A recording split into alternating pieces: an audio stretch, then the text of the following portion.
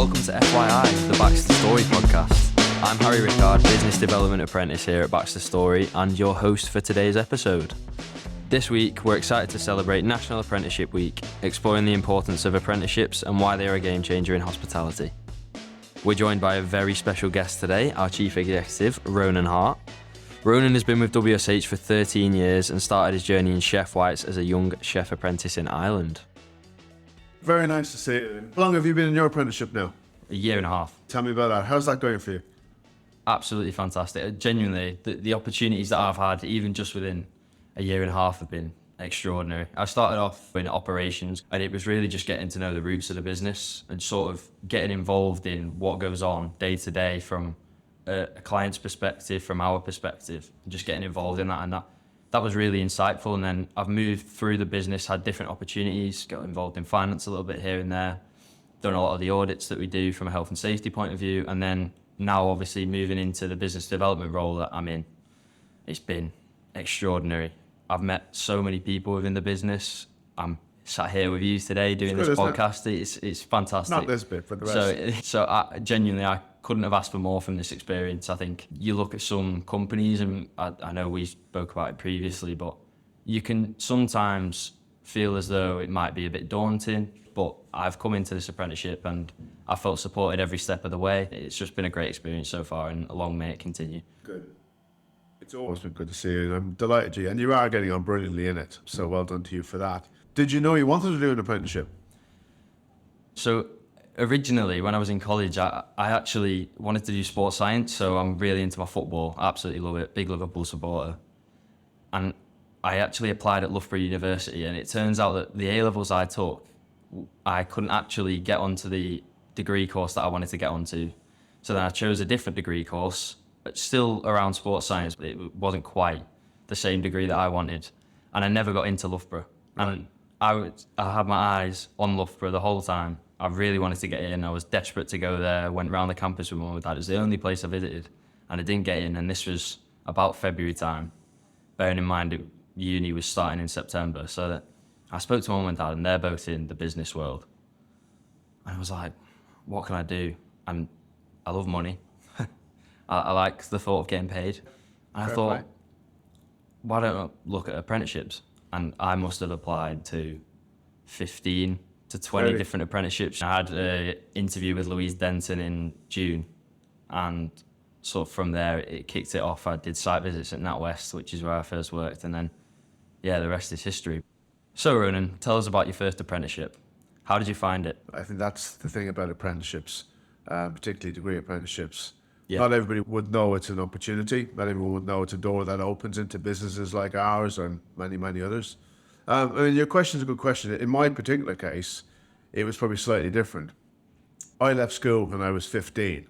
I dropped out for various different reasons. And at that time, an apprenticeship, if you were 15 years of age, 16 years of age, an apprenticeship was the only route you really could go then.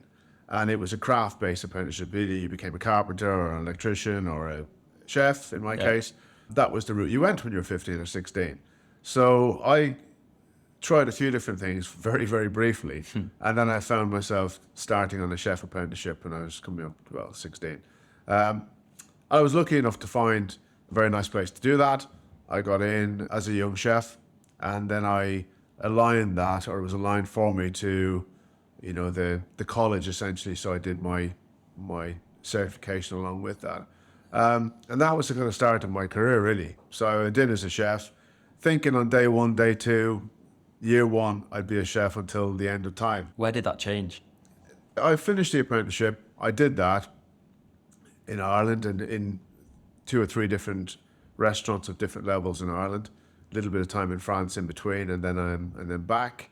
When I was probably coming up on 20 years of age, I hadn't been away. I'd not travelled. Most of my friends who had done uni at this stage were all travelling and doing their thing. Yeah. I hadn't done that. I'd been working. So I wanted to go travelling, but I didn't want to pay for it myself. I wanted to save my money. So I joined a company called Cunard Line, who were a cruise ship company, a cruise liner company. And I joined a ship called the QE2 back in the day, which is quite a well-known cruise transatlantic liner it was then. And I went on there because that ship was the one that went round the world, went everywhere. Ah, okay. Australia, China, Japan, all these places I wanted to go. Nice. And I could go in comfort and get paid for it as well at the same time. What a benefit. As a benefit. So I joined them as a chef de partie, I suppose. And I spent quite a number of years there. I was lucky enough to move on quite quickly there. And after not too long, a few years, became the executive chef of that. So at that stage, I was, whatever I was, maybe 24, 25, with 150 chefs reporting in of all different nationalities and everything else that goes on with that. And that was, for me, an enlightening view into management. So that was less about being a chef, and that was more about management of how you get 150 people of different nationalities, 40 odd different nationalities, to do something for you when you're, in some cases, half their age. So that struck a chord with me in terms of management. And I suppose at that point I knew that my days in the kitchen were numbered and I wanted out. I wanted to go and do management. So I went off from there. I did a number of different things. I then went into hotel management. I went into the design team for cruise ships, where they were designing these bigger ships that are coming out these days, restaurant concepts, mobilizations, all that kind of stuff.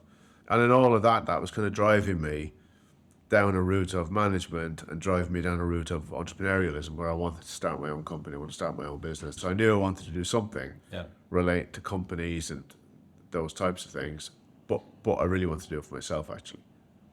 And it's interesting how even just starting out, I mean, did you know what you wanted to do before you started the apprenticeship? Never, not a chance. See, didn't even know I wanted to be a chef till 5 minutes before I got the job.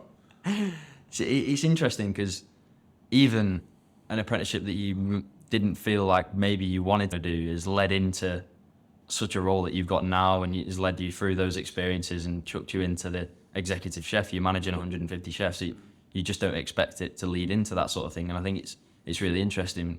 And with that, I'd imagine you faced a lot of challenges in your apprenticeship. I'd imagine it not necessarily got everything right all the time. In my case, it happened to be a chef apprenticeship. But I think in anything, your attitude takes you an awful long way. You as a person and your attitude will take you a long way. Now, whether that's in hospitality or in any other walk of life, how you treat people, how you interact, all those types of things will take you a very long way. So that's a really important one to remember. The second one is the hospitality industry is an incredible industry.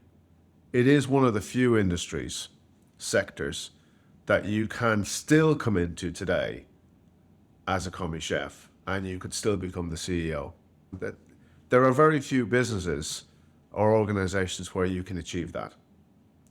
You don't need a university education to get into the business, as you well know, and all you need to do is have a really good attitude, get on, listen. Yeah, of course you've got to be able to do it, but if that's achievable, then there's no end. You can start off as a chef, you can become a hotel manager, or you can go to Australia, or you can go here. There's unbelievable amount of roads you can take in this industry, which is what makes it so good. It can take you so many places. It's so versatile in terms of Incredible. what you can learn. You can encounter every type of scenario, whether that's at 12 o'clock on a Tuesday night with the Amazon Logistics, or whether that's Saturday morning with the Louvre in France. It's amazing. Well, there you go. I mean, just two good examples. From Amazon to the Louvre in Paris, or Red Bull, or Spurs, or depending what you want, law firms here in London. This is a massively diverse business. Sometimes it's very hard to communicate this business out to the wider world. You may well have witnessed this when you're trying to get in. Yes. We're not a brand that everyone knows, but yet we interact with some fabulous businesses. Absolutely. How we get that message out. For National Apprenticeship Week, we're doing this podcast. How we get that message out for the next cohort about who we are and what we are and the opportunity that exists here in our organization, I think, is really important. I completely agree. And I think it's such a great way for people to get involved with this business, because there's so many opportunities out there and you meet so many people. I've met so many people already going out and meeting clients, and the network that you build is for life. So what's the biggest challenge you faced in your apprenticeship? I think for me, in my apprenticeship and in life in general, I've been very lucky to come across great people who have helped me along the way. I've gotten on well, I've built good relationships, and out of those, I've always encountered people who wanted to help me to move on to the next thing. Whatever that was line managers or people or business owners. And again, that's important. I mean, you come in, you move on through other people, seeing something in you that they think is good, and they offer you the next opportunity. Yeah. You know, and I think most people you come across, and I think majority of people in our industry want help. Yeah. If you've got the right approach, they will want to help you.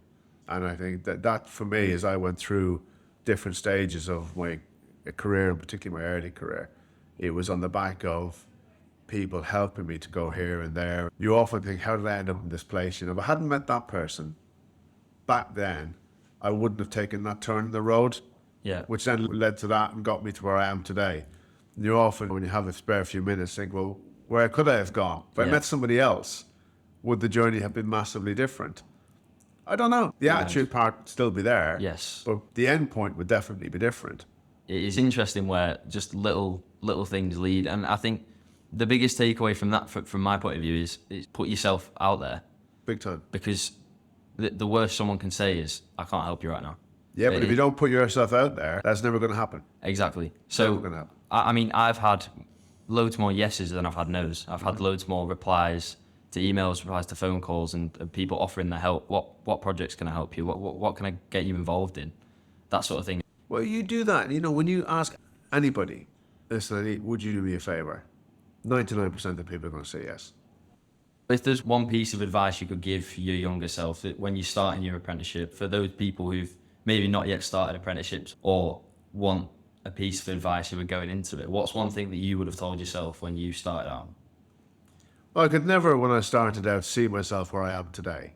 That would have been impossible. Of course, it would have been impossible. I thought, in my early stages, I thought I'd end up my own business, whether that would be a restaurant or that would be a business. I did have a business before I came into WSH. I sold it and did something else. But what would I'd probably just say, just be patient. It's an interesting one because I think everyone's journey is different. I think some people may feel like they're not progressing as fast as others, but it's not about progressing as fast. It's about getting that quality experience from what I've experienced so far. Particularly in the early stages of the apprenticeship, you know, you have to be patient. And I think particularly society these days, there's less patience around. It's very commercial. A lot of it's about money now and things that people want to have. But you have to be patient to get there. Now, if you do an apprenticeship in any business, and even in ours, you know, as you're going through that apprenticeship, opportunities will come up. And they may well pay more money, which will be attractive. But in the longer term, that may not be the answer.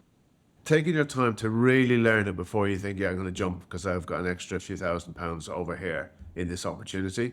You throw it all away, and then you get cornered, and your opportunity to really develop goes. So patience is a very important thing. You know? And taking that time to learn all the input skills. Get the bases in, get the foundations in, build your network around you, you know, and you're doing that really well. All of that is very important. And we see the apprentices as they come through the business. We can see the ones who are the most successful.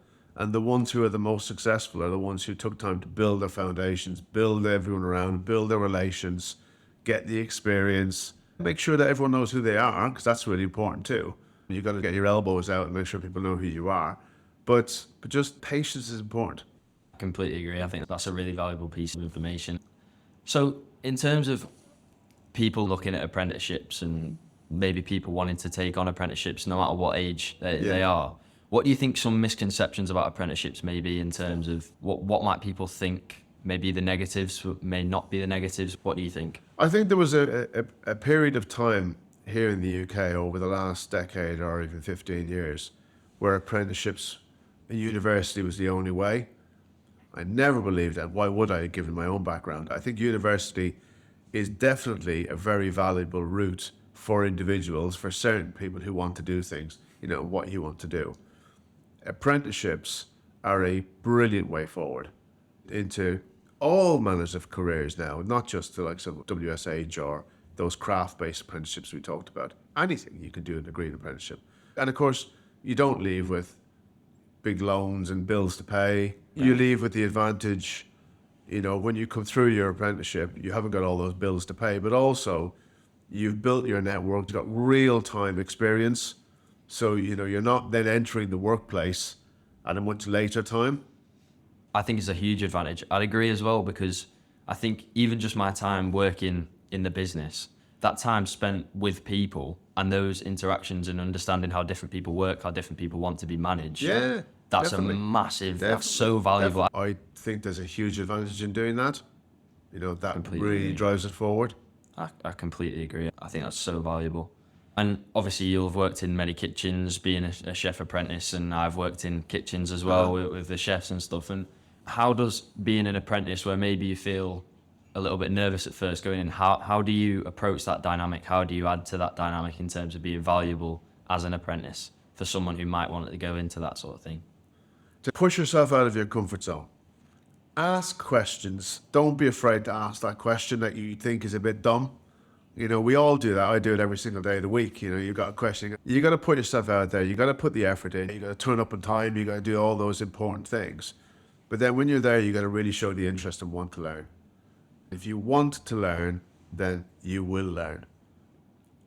How do you see them developing within the next 10 years, whether that's in the hospitality industry or just apprenticeships in general? How do you see that going forward in terms of what they'll become and how important they'll become to people? I think apprenticeships over the next 10 years are going to hit the same levels as university, if not higher.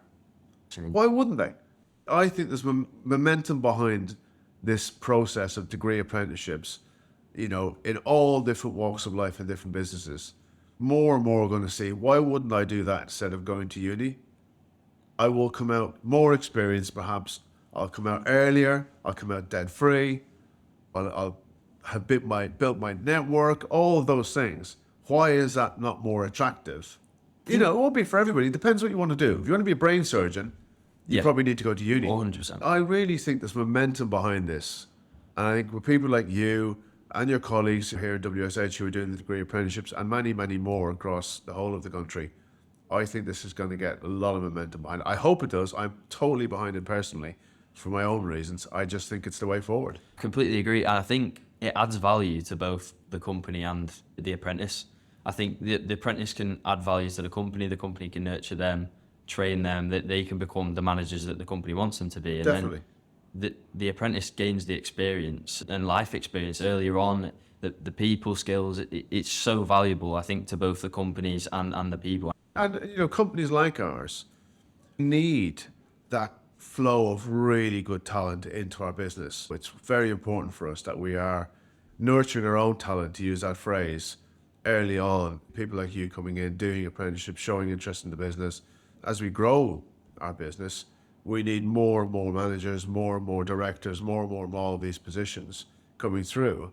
And, you need a balance in everything in life, but the more of those you have internally, the better your business is.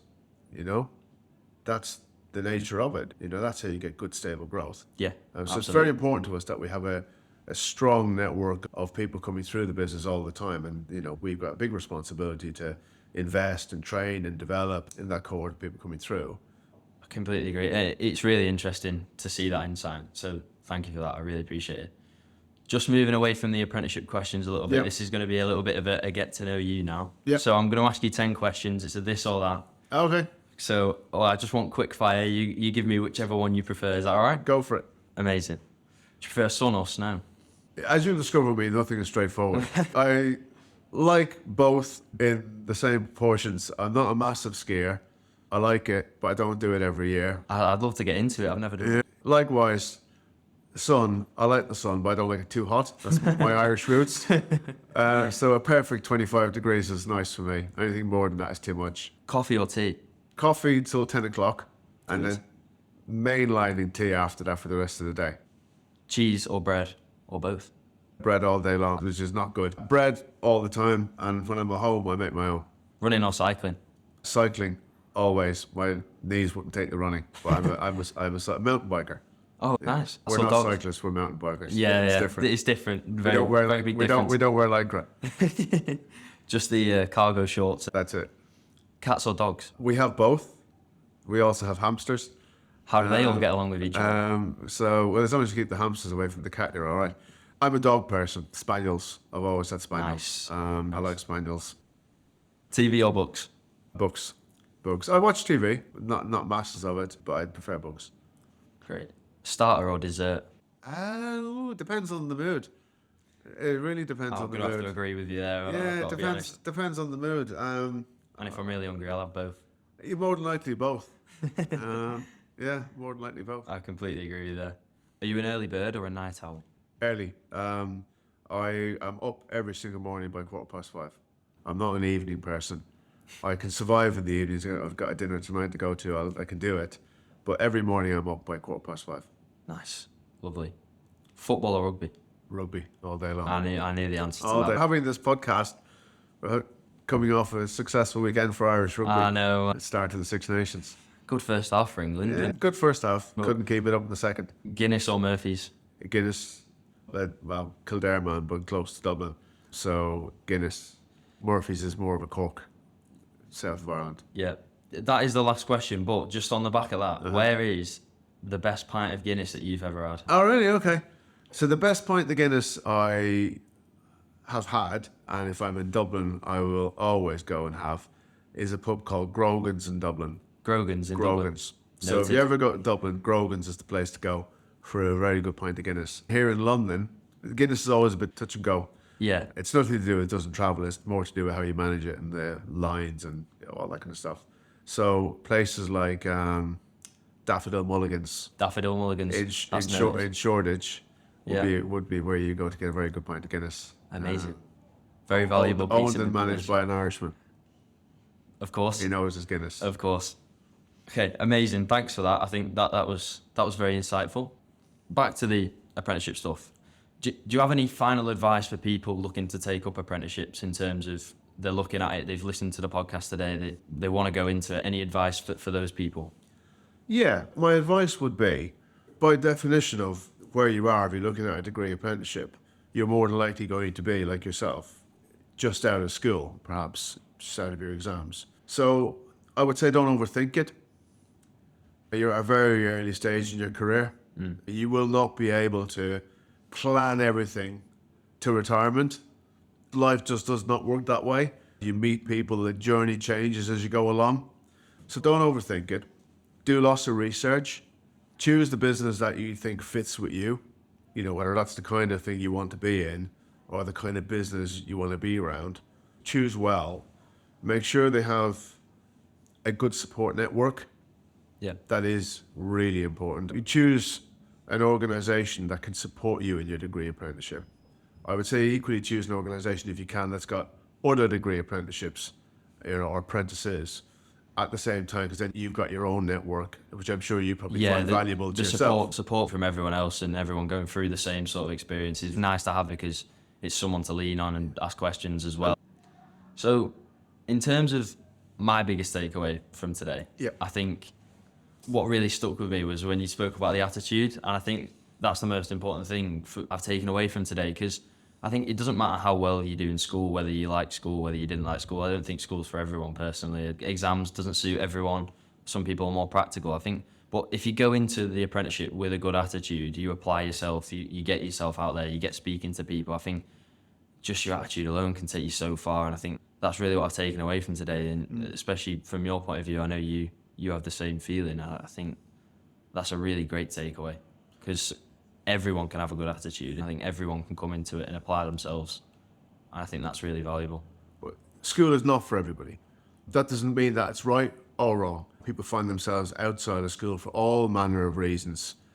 Some to do with the way they've behaved themselves, perhaps. In a lot of circumstances, I think people find themselves out of school for things that they couldn't affect, whether that's personal life, social, family, financial. There's so many reasons why you're out of school, it didn't fit with you.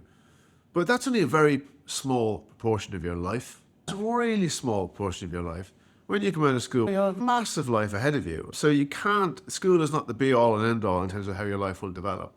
And that's why we're talking about attitude. You're here today because you've got a great attitude and you put yourself forward, and that's more important, actually. To all these things, that's much more important. If you're out of school, you're out of school. I wouldn't suggest everyone walks out the door of school today. And I've got in my own house, my children, I've got twin daughters who are 14. And, you know, when they want to wind me up, they say, well, we're going to leave school next year because that's what you did. You seem to have done all right, you know? And I find myself convincing them about the fact that, no, you got to stay in, you got to do university or degree apprenticeships. But, you know, thankfully, they're only winding me up. But it's not the be-all and end-all, you know? That's a great point. Even if you come out of school, if you happen to be unfortunate, if you haven't done that well in school, you could still do brilliantly in life. Absolutely. So, you know, don't let anyone tell you any differently. Absolutely. I completely agree. So what's next for you from here? What do you do next? I've got some work to finish off a little bit, and then I'm going to actually meet my mum at the station in London, and we're going to travel back up to Manchester together. Brilliant. What about yourself? I know you mentioned you got a dinner tonight. I've got a dinner tonight to go to, springboard dinner tonight, and then I'm out to France on Wednesday and Thursday to our businesses over in Paris. Lovely. So I'm over there for a couple of days, and then back in London again on Friday. So that's the diverse nature of this business, which is what we love so much. A lot of opportunity to get out you're traveling everywhere. as well. There's Yeah. no 2 weeks are the same, which is why we Nice. love it so much. Nice full-on week as well for you. Yeah, it is. Busy life's a happy life. Exactly. So yeah, it's been great to chat to you today. I really appreciate it. I think everyone else listening will find it really valuable. I've definitely found it valuable. I've really enjoyed listening to your insights, especially about apprenticeships. And thank you to the listeners as well. Thank you for joining us on this episode of FYI, the BaxterStorey podcast. I hope you found this as inspiring as I have, and apprenticeships are for absolutely everyone. So if you want to get involved, please feel free to get in touch. We'd be happy to take on as many apprentices as we possibly can and give everyone the best opportunity. Don't forget to subscribe for more engaging hot topics, and stay tuned for upcoming episodes.